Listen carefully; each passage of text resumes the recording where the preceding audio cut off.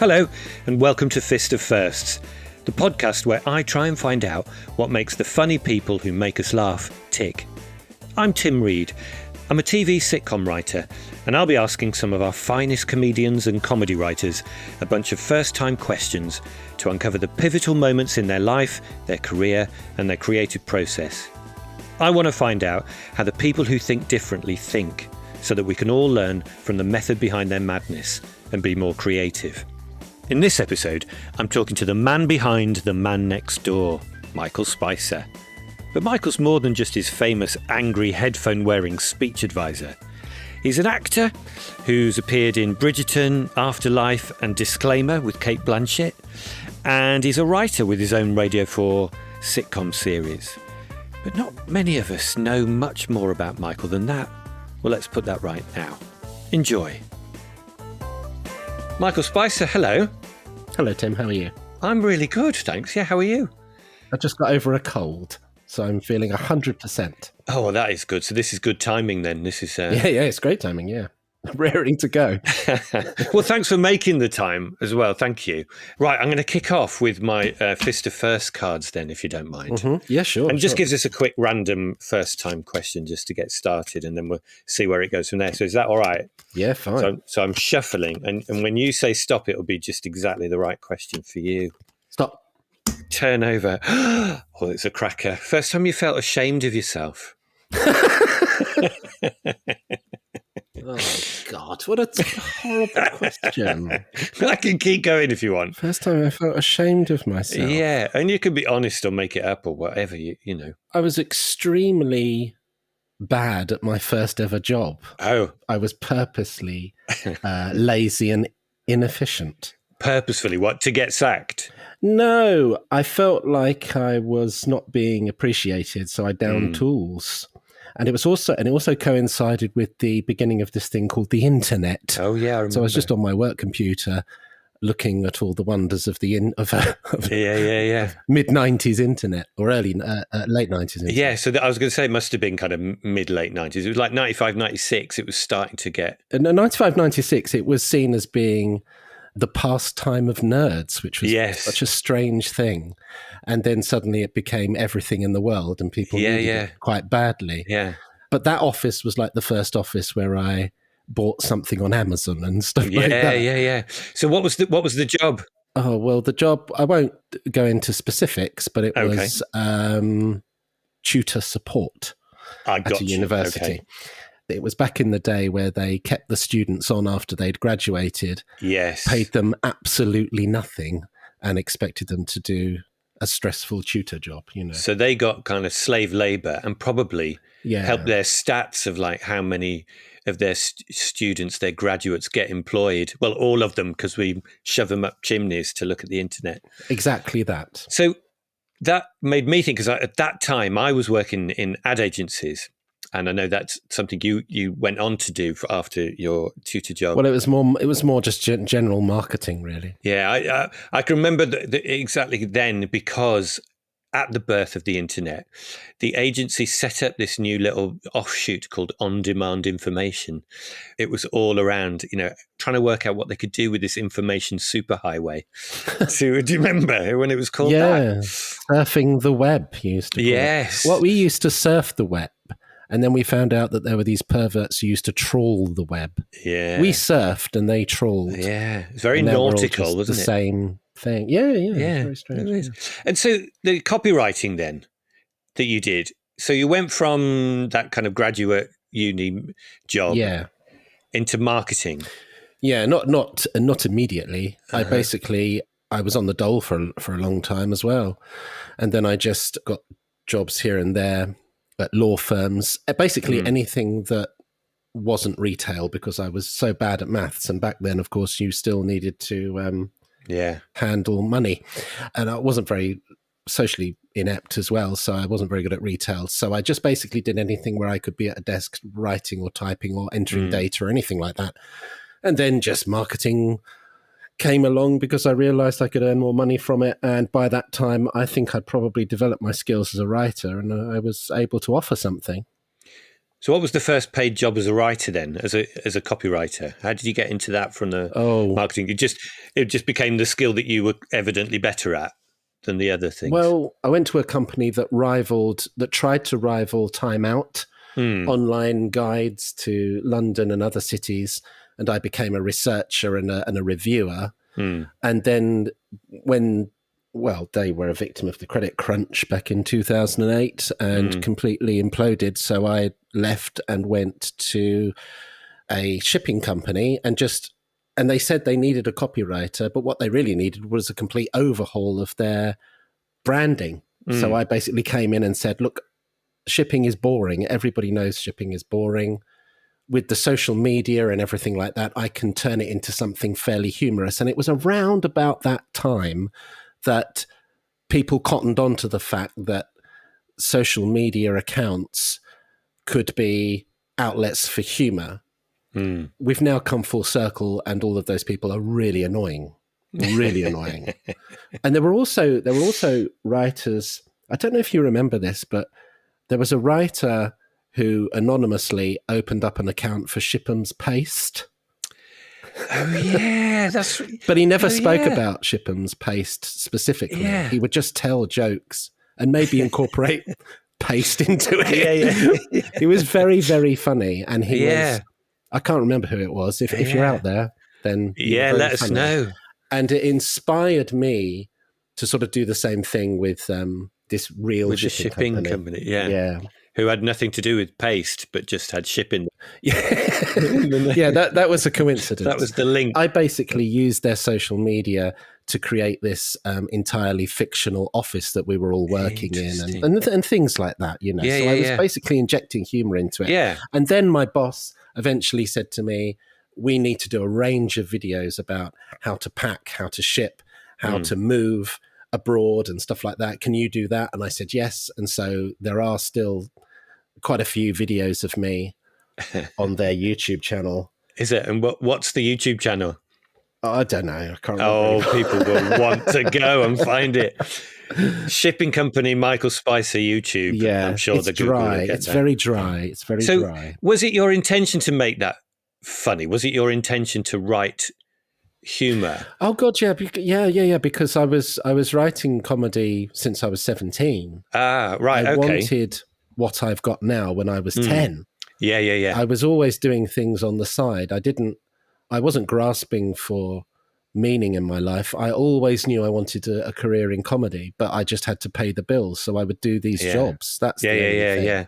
So what were you doing about trying to get a career in comedy through those teenage years? Anything? Well, the teenage years was just specifically sending scripts that I'd written, because again, this was just about pre-internet. So I couldn't upload anything that I'd done. So what I did was I wrote scripts and I would send them to the production companies that were around at that time. And there weren't many. And also directly to the BBC, ITV and Channel 4. Yeah. I would get little nibbles. Like, for instance, when I was 18, I sent a sketch to Spitting Image. And I've said this before, but they wrote a letter back saying that they liked the sketch, but it wasn't quite right. And then I saw it on the Sunday night. And they changed the punchline. No. I was 18 at that time, and I just thought, oh, what a coincidence, because I was so wet behind the ears. Also, back in the days of Radio 5 Live not knowing what they were, they used to play music, medium wave music. And they also commissioned some drama and some comedy.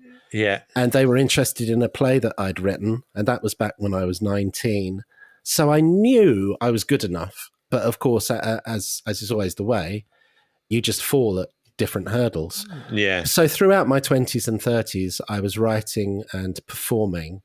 And I was even sending, whatever I was doing, even if I was doing sketches, producing sketches with my own camcorder, as they were called back then. Yeah. I would put them on VHS tapes and mail them directly to these companies as well, because there was no YouTube, there was nothing.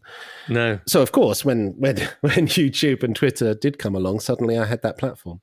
So pre the social media stuff then, as well as writing and sending it off, you said about performing. Were you doing stand-up or were you... No, I just meant performing sketches. You're acting out the home. sketches, yeah. Acting out sketches at home that I thought were funny, good, things that I was inspired by at the time in the 90s and early 2000s. So Big Train and Blue Jam and things like that were quite popular. Yeah. Oh, there were some cracking sketch shows around at that time. Yes. Like you say, Big Train, Absolutely. Yes. Smack the Pony, I suppose. Maybe that was slightly later, but... Yeah, Smack the Pony. There was this very specific sort of... fast show, obviously. Yeah, exactly. So, but with Smack the Pony and Blue Jam and Big Train, there was this sort of much more low-key... And of course, The Office... it was part of that as well. This very low-key approach to comedy that didn't require massive, broad slapstick, even though I am a massive fan of that too. Yes. But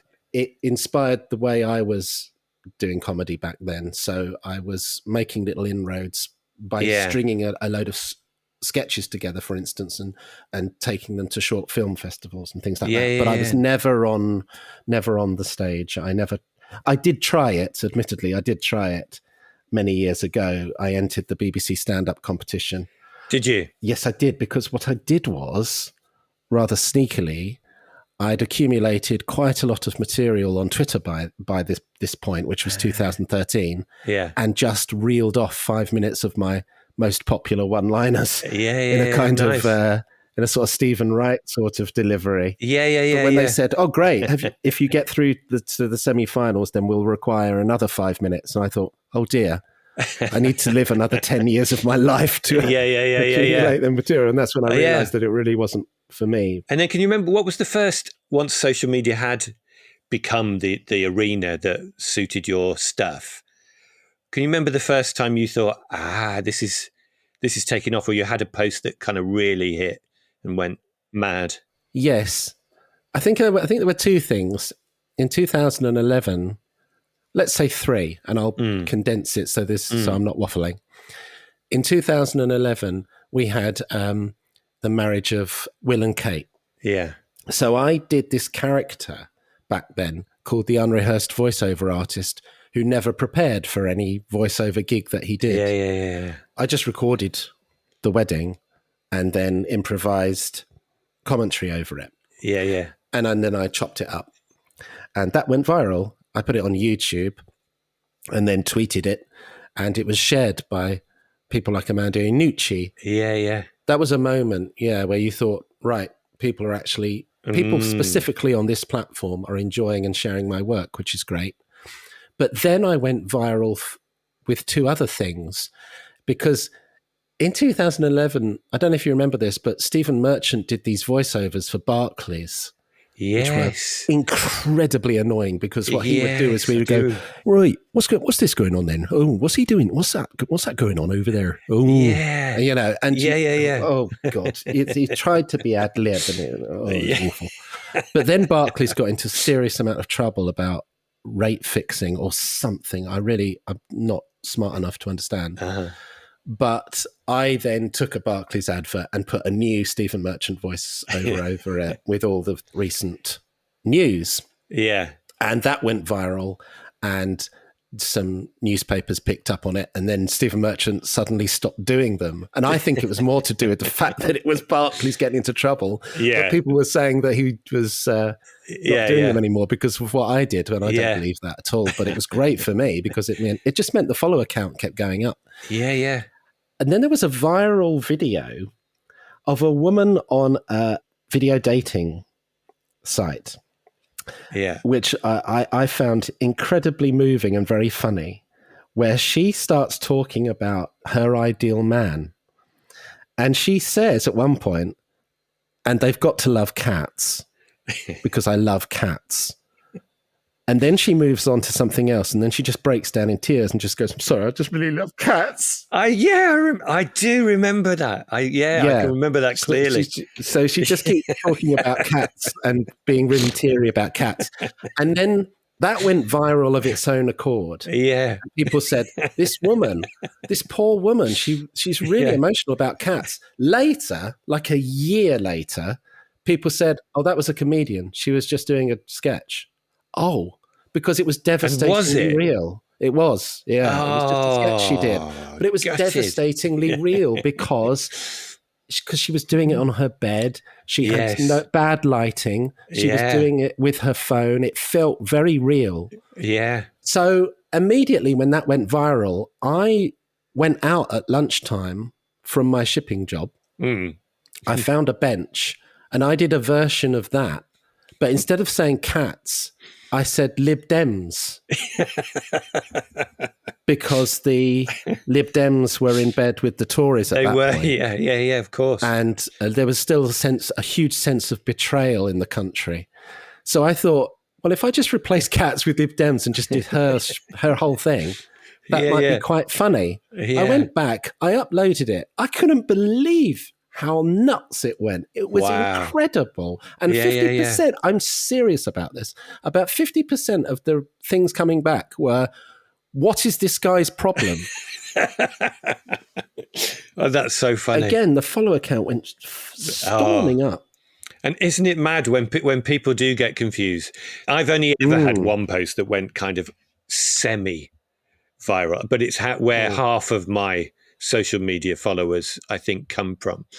And it was about 18 months ago, there was a Just Stop Oil protester who sat on centre court at Wimbledon.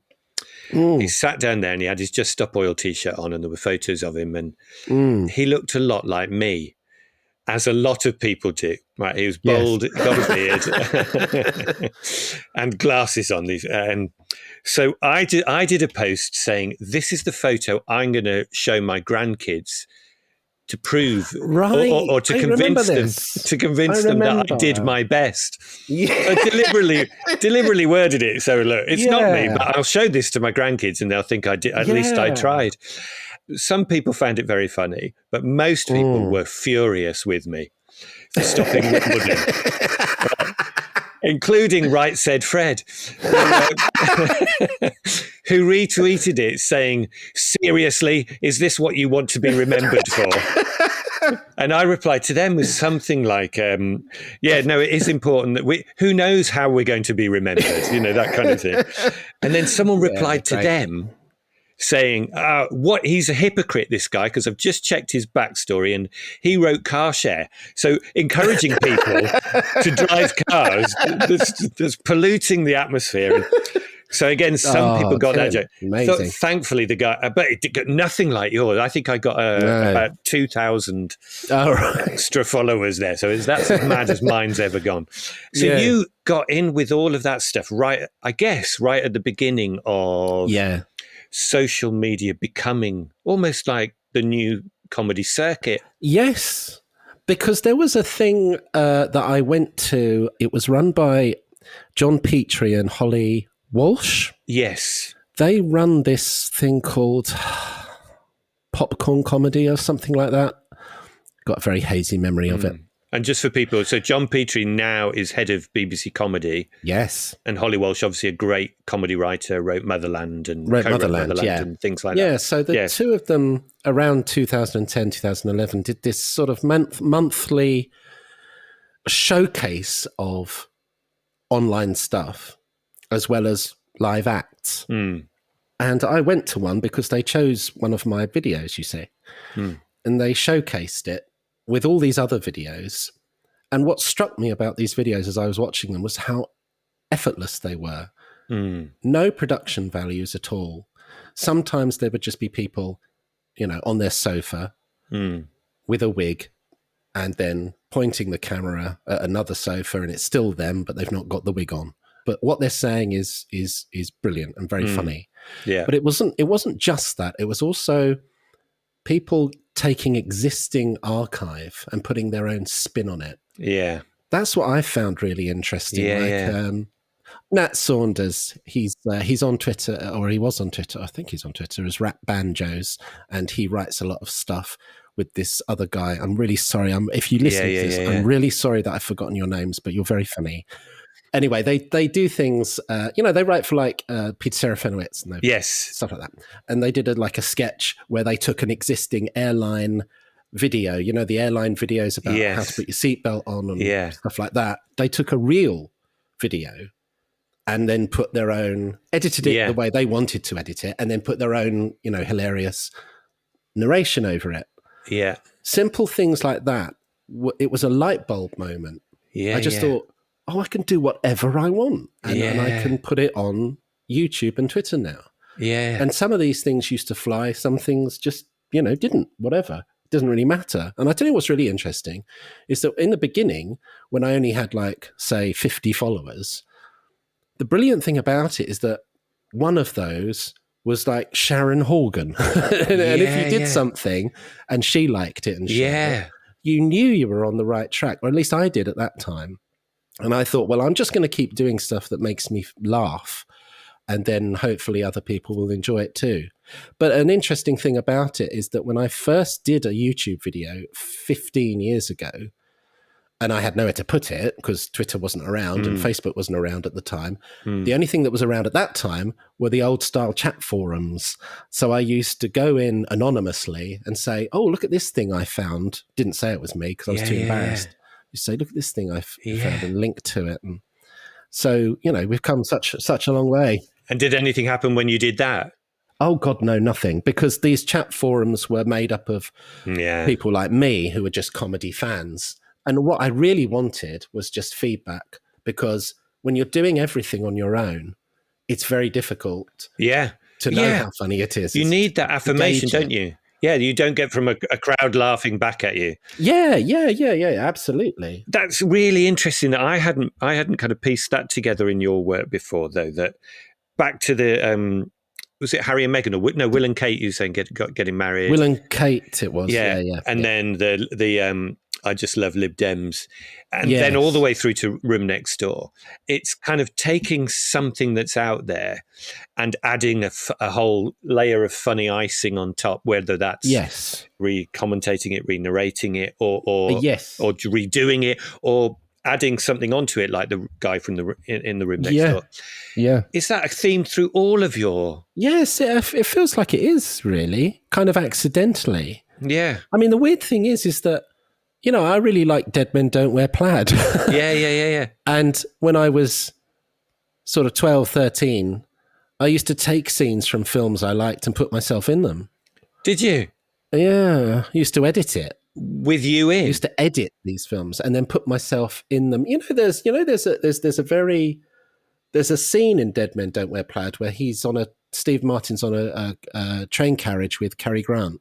Yes. And he's sat on a seat opposite him, and it's the only time you ever see them in the same shot. Yeah. And then you realise that Steve Martin's actually sat on a back projection of the film. So I used to take scenes. I used to literally be in front of the TV screen, standing in front of the TV screen, lighting myself correctly so that it looked like you were in there. I was talking to whoever it was. Yeah. But it is a great way of developing new ideas, is to twist existing ideas in whatever way. You take a thing that you love or that deserves twisting, and then give it a twist. Yeah. I mean, as I say, I was doing that in my teenage years, but it wasn't until later on with my social media platforms that I realized that I could chop up and edit stuff to suit my own narrative. Like I used to, for one of the unrehearsed voiceover artist sketches, I cut up and edited Protect and Survive, the videos that were brought out to teach you how to protect yourself from a nuclear bomb. Oh, yeah. Like the next generation of the old Charlie Says. Yes. Public safety announcements. Of which I am a huge, huge fan. Yeah. Just putting a new narration over that, because a lot of the time it was all visual cues. It was symbols. Yeah. And I realized, well, I can just do whatever I want with these images. Yeah. And all these things were just sort of edited very sort of amateurishly in iMovie, but it was all I needed. Okay, time for a break. And it's that time of the show where I read out your stories, your first-time stories. If you can remember last week, in the last episode, the challenge was the first time you fell out with a friend. I've had quite a few in, but I'm going to read out what I think are probably the best two. This one's from Hannah. Hannah says, I went to a Catholic primary school and didn't know the rules around blasphemy. I said, "Jesus Christ!" in the playground, and my friend Maggie told the lunchtime assistant, who reported me to the head for taking the Lord's name in vain. Jesus Christ, Maggie, what were you thinking? Thanks, Hannah. Thank you for that. I wonder, did Maggie ever say sorry? Or was she just really cross with you? I don't know. And this one from Rowan. Rowan's a girl, I think. Rowan says, my best friend in middle school pulled my elasticated skirt down to my ankles in assembly. So I was stood there with my knickers on show to the whole school. I eventually made friends with Michelle, only to be unceremoniously dumped on the second day at high school as she swanned off with her new best friend, in inverted commas, Elaine. Oh, we never forget a name, says Rowan. Nice one, Rowan, and shame on you, Michelle. Right, let's get a listener's first time challenge for you for next week. So, my fist of first cards, give them a shuffle and cut the pack, turn one over. What have you got? First time you were really jealous. First time you were really jealous. What was it of? Give me a story. Email me in at fistoffirsts@gmail.com with your best first time you were really jealous stories. And remember, if you don't have a great story for first time you were jealous, but you have done something amazing, funny, interesting, weird, wrong for the first time this week, then just send me that. Any great first time stories, email me at fistoffirsts@gmail.com. Okay, let's get back to Michael. So then, leveraging the audience that you were building in social media, and, you know, I was going to say luckily, but by design as well, before it became a common ground for a lot of new comedians and comedy writers getting their stuff out there. So I guess that gave you a kind of a head start. Yeah, I guess so. In carving out an audience for your work, for your and growing your brand, if you like. Your first, the things that strike me as hard is, one, how do you then turn that into a job, like a paying job, make it, you know, leverage that in a way that isn't then just like, you know, a great hobby, but becomes, you know, it can take over your job. At what point did you think, I can leave the shipping company now? Well, this is the weird thing, Tim, because I didn't really know how to monetize my online content. I was very naive about it. And it was only recently that I realized that if I did very long YouTube videos, they stick adverts in the middle as well. And suddenly the algorithm kicks in and suddenly there's more opportunity to advertise. But I didn't really know any of that. And to be honest, I still find it all a little bit unpleasant, to be honest. So the ironic thing about it is that I only quit my job at the shipping company because I was offered two very traditional things, which is a book deal and a tour. Yeah. And once those two things happened, I thought, well, I can take a year off, and if it doesn't work, then I'll find another job. And that's just how it happened. Was it touring the Room Next Door? Yeah. And the book was the same, wasn't it? It was and the book was the same, yeah. It was like a sort of... the book is just made up of texts and emails and memos and things like that. And when was that then? How long ago or recently was that? Well, that was 2020. So what happened was... So basically, Room Next Door happened in June 2019. I still wasn't able to quit my job till February 2020. And then 10 days later, we went into lockdown. Yeah. The first thing I saw of you, and was way before that even, so 2014, Paradise Males, which you made with Diane Morgan. Yeah. You were kind of half in, half out in the world of comedy, like a lot of totally. people. But you were actually having some success and getting stuff made while you were full-time. Well, that was, again, you know, I mean, we filmed that in one day because I booked the day off. Yeah.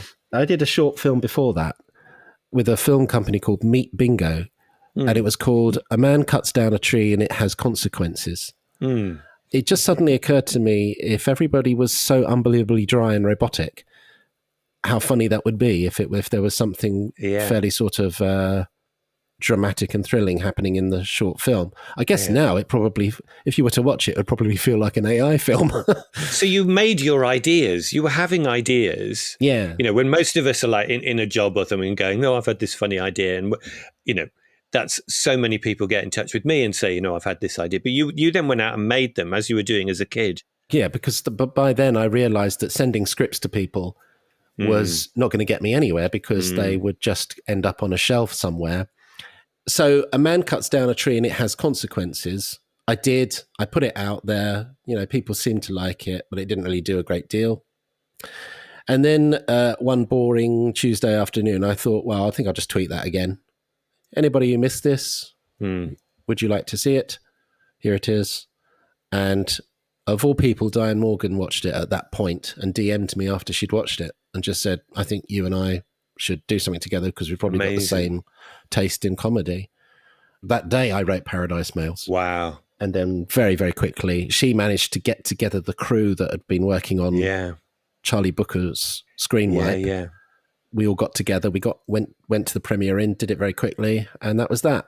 But she was kind of obviously on her way up. Yeah. I remember on that particular day we were chatting and she'd got an offer to do Have I Got News for You, and she really didn't want to do it. Yeah, really? Because she thought that she would have nothing to offer, you know. Yeah. Like a lot of people do, I think, when they're offered that job. Yeah. I was still working pretty hard at work. I just had my second child, and I just saw this as just a great opportunity to work with a very talented, very funny person. Yeah. And as I say, going back to like Sharon Horgan being one of my earliest followers, and working with Diane Morgan now, it was those little flashes of light that just say, you're on the right track, you just need to keep going, don't give up. That was pretty much how it was for me. And as I said, and you're right, as soon as I got an idea, I made it rather than type it out and sit on it. And it's doing that obviously was the catalyst for those flashes of light and those collaborations and those mentors and the people on the inside that are then going to champion you because they like your work.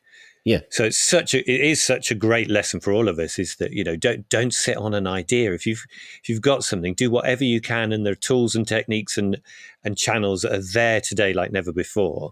To produce something and get it out. I guess the thing that's got harder is that because of that, those platforms are noisier now with people. So you just have to be brilliant, I think, to stand out and then get the attention. I suppose brilliant and persistent, because, you know, you could have been just brilliant in the cutting the tree down thing, but if you hadn't reposted it, Diane would never have seen it. She would never have seen it. Yeah. So it's interesting, isn't it? It's a combination. I think there's always a nagging voice which just says, what have you done today? Yeah. And if it's not productive enough, then you feel like you should be nudged into it, even if it is just tweeting something that you may have tweeted before. Yeah. Or fleshing out an idea that you wrote down. Yeah. You've got to be constantly on the move. Yeah. Like some sort of comedy shark. Yes. Comedy sharks is what we have to be. Looking for nibbles. Looking for nibbles. Yeah, and not stopping, otherwise we die. Exactly. I hate being in a position of offering advice, because I think a lot of it can be very wanky. And so if there is anyone out there who is listening to this thinking, what can I do? I haven't got the formula. It's all just chaos. It's all just landing in the right place at the right time. The first Room Next Door sketch happened. If you look at it, it's at the end of the day. I've just put my children to bed, and I've just eaten some food, and I just want to go to bed. Yeah. But I've crowbarred in this idea that I had whilst I was at work of doing this little sketch. Yeah. And because I am who I am, I just thought, do it. Get it done. Do it. Post it. Do it. Yeah. And that way my nagging voice will shut up. As I say, I just think there's just an incredible amount of luck involved. Yeah. As well as hard work. And having the ideas and having a process, whether it's subconscious or conscious, of how to have the ideas. And clearly you were taking things that existed and thinking, I can make that funnier. I can add a funny twist to it. and then making it Yeah. and then being and having that persistent drive. Yeah. Do you see that in other people that are doing similar things? It doesn't have to just be satire, but it seems to be that there's a lot of, maybe it's just who I follow and keep interacting with so that they keep being on my feed, but people like Rosie Holt and Jonathan Pye and yourself and Noreen Skinner, and they are similar kind of approaches to comedy, whether it's... Yeah. Recently, I've stopped watching the news. Yeah. for my mental health. When Room Next Door was hugely popular, I was doing one a week. Mm. And I feel like satirists can't help but do that, you know, to absorb everything and keep churning it out.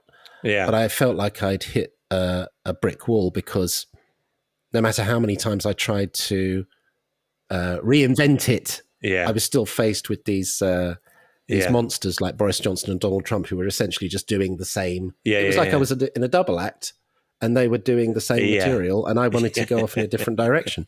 Yeah. So that's when I kind of decided to take a step back and not do as much. So what's next? Well, this year has been a sort of a conscious effort to kind of move away from the Room Next Door and from satire in general, really, because satire was always an accident. As I say, it's chaos. And the thing that made me viral was a satirical sketch. Yeah. But I'm not really a satirist. I think it's like, I always thought it was weird that Peter Cook was labelled a satirist, because I always thought he was really just a very funny man who just saw humour in absolutely everything. And a lot of it was politics and topical. Yeah. Because that's things. where a lot of the ridiculousness lives. Exactly. So I've written a short film and made it this summer, which is a sort of comedy drama, which is in no way related to anything that Boris Johnson has ever done, which has been massively refreshing for me. And is that self-produced, or have you done that through... No, yeah, self-produced. So I managed to raise some money to make it myself, and got some people in to act with me who I knew were fans. So I very cheekily DM'd them and said, would you like to be in it? And they said yes, which was amazing. When and where can we see that or find it? Well, it's literally being edited at the moment. Yeah. But yeah, look out for it, because it is different. It is my attempt. I've directed it as well, which I've never done before. But it's just a way of trying to see what else I could do, and just try different things. Really. Yeah, amazing. I guess I'm at that point in my career where I'm just trying different things. Because I've said this before, I feel like when Room Next Door happened, I really felt like Bart Simpson in the I Didn't Do It episode. Yeah. Because people are expecting me to react to everything that happens in politics. But I just can't do it anymore. I'm really weary of it. Yeah. I will do it every now and again, because why not? It's fun. But when you feel like it. I can't keep doing it when I feel like it. Yeah. And also when you physically get older as well, when your face gets older and you're still like that awful thing when comedians come back to a character that they haven't done for a while, but they look visibly older. Yeah. And you think, oh God. No. But there's also a lot of comedians who developed a brand or a persona or a way of being funny that relied on their age or their look. Yes. And then that changes as you either get older or lose weight or whatever it is. You have to think how to evolve your brand constantly, don't you? Yes, indeed. Life. I've written something where I'm like the dad of grown up children, which again is my attempt at trying to do something different. But there is a point in your life where you've got to move out of the house setup, even though because I do think it's a young person's game in that respect, in terms of no holds barred, do what you want, dress up, silly wigs, But then you see 50 on the horizon and you think, okay. Am I going to look massively embarrassing now? But it's just about finding the different way, isn't it? There's a way of being dad at the disco that's still relevant, I think. You just have to change your dance moves. Yeah, exactly. Well, there's the start of Inside Number 9 and Reece Shearsmith and Steve Pemberton having to change and adopt their roles as they got older, and changing their characters and the way they wrote their characters, because, we're talking about a 10-year span. Yeah, absolutely. That's all you've got to do. You've just got to adapt to it in order to survive. Yeah. I'm not going to make any bones about it. It's incredibly important to me that I do not go back to copywriting for a shipping company. And that's the thing, isn't it? It's the drive that will keep you churning out new ideas and new stuff and in new ways of doing it. Yeah. Wow, Michael, that's been so interesting. But I'm going to end as I always do. I've got a couple of listener questions. So I put a quick call out on my limited social media platforms, and they're just from Just Stop Oil protesters have come back with them. They were fine. They're right.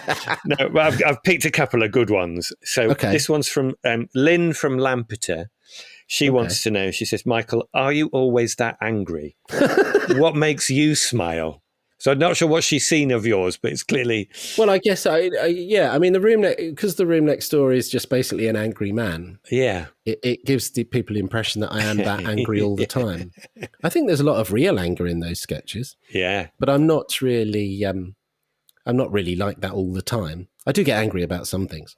The thing that makes me smile, apart from my wonderful sons, I must confess that I am more interested in TV and film of yesteryear rather than anything new.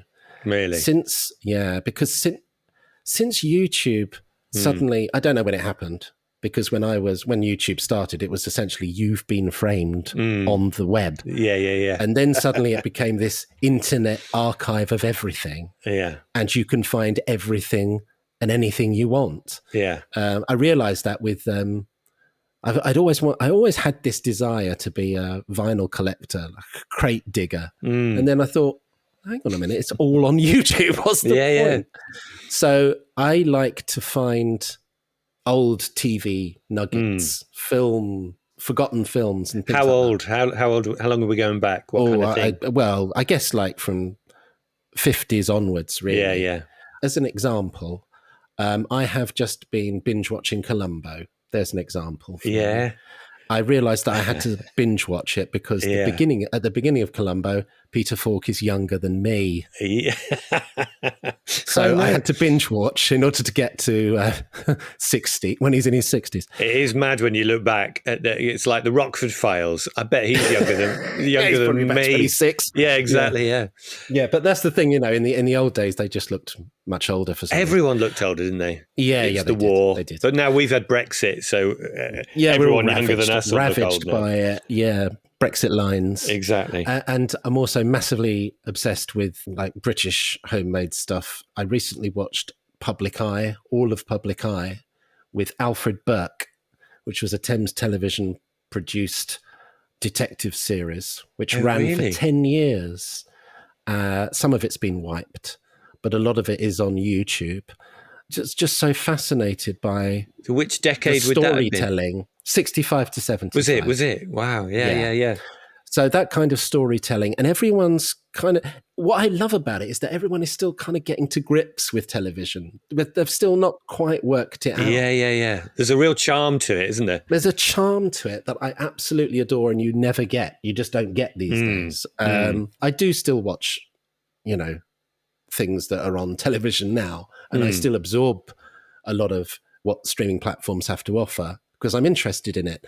But there's something about 60s, 70s, 80s classics that really, really fascinate me.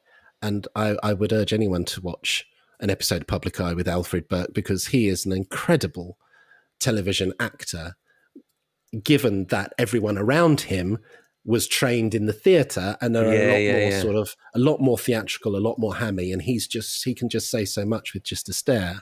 Brilliant thing. Yeah. And this is probably just a bit too nerdy for anyone listening. However, I think it's really interesting. They didn't want to end Public Eye. What they wanted to do was turn it into hour-long films, because they were doing exactly the same thing with Minder and the Sweeney. Yeah. And they said to Alfred Burke, we want to make it big now, big films. And he went, I don't want to do that. The whole point of my character is that he's a grubby private detective. And if you take the grubbiness out and you make it cinematic and filmic, then you've lost the element of what my character is. So I'm not going to do it. So they went, oh, okay. That was that. But they were called Euston Films. It was called Euston Films. Yeah, I've heard of that. Yeah, interesting that he was so clear on what the DNA of his character was that he knew it wouldn't work. He knew it wouldn't work, despite the massive paycheck he probably would have got. Episode and all of that business. But he was so true to what the whole essence of the show was about. And if you watch the show, yes, it feels a bit grubby. It feels grubby because that's the kind of show it was. Yeah, and no one had probably done grubby, bigger stuff by then, so it seemed impossible. Maybe it seemed impossible. Last question. We've talked about lots of firsts and first time you did things, but as a last, what's the last thing you discovered that kind of blew you away, or last, particularly if it was a comedy act? I really like Sean Reynard. Sean Reynard. He does sketches that are based very much in 70s hauntology. And he is, I will be honest, 90% of his stuff is just straight horror. Yeah. Disturbing horror. Okay. It's not for the faint-hearted at all. Okay. But my God, he is funny. Is it funny, is it? He does this character called Quentin Smears, I think is how you pronounce it. And he kind of encapsulates 70s television. Obviously, this goes back to what I love, but encapsulates 70s television, hauntology, that idea of public information films scarring you for life. Yeah. And he just pushes it until you're so... you feel so weird after watching one of his things. Brilliant. Oh, Michael, that was so interesting. Lovely to chat to you. Thank you so much for letting us dive into your brain and your shipping past. Lovely. Cheers, Michael. Thanks, mate. Thank you very much, Tim. What a lovely bloke. I loved how persistent he was in the constant pitching of scripts, not giving in, and then making reels, sending them off and reposting them. A real lesson in resilience. That's such a big part of any creativity. And it was really interesting how we worked out that his creative technique, whether it was the Royal Wedding Commentary or The Man Next Door and many of his other creations, his technique is to take an existing thing, an existing idea or film, and add his own comic twist to it. So many great ideas come that way. It's like adding new icing to a proven cake. But the real creative takeaway for me in all of that is make it real as soon as you can. Michael would waste no time between having an idea, making it and sharing it, often in the same day and the same half hour. The lesson there is don't sit on an idea. As soon as you've had an idea or as close to having the idea as you can, do whatever it takes to make it happen, make it real. If you enjoyed this episode, please follow, subscribe, leave a 5-star review. It honestly helps in all the algorithm type stuff. Tell your friends, spread the word, I'd really appreciate it. And subscribe to my email newsletter for exclusive Fist of First news. You'll find the link in my bio. See you next time. Thanks for listening.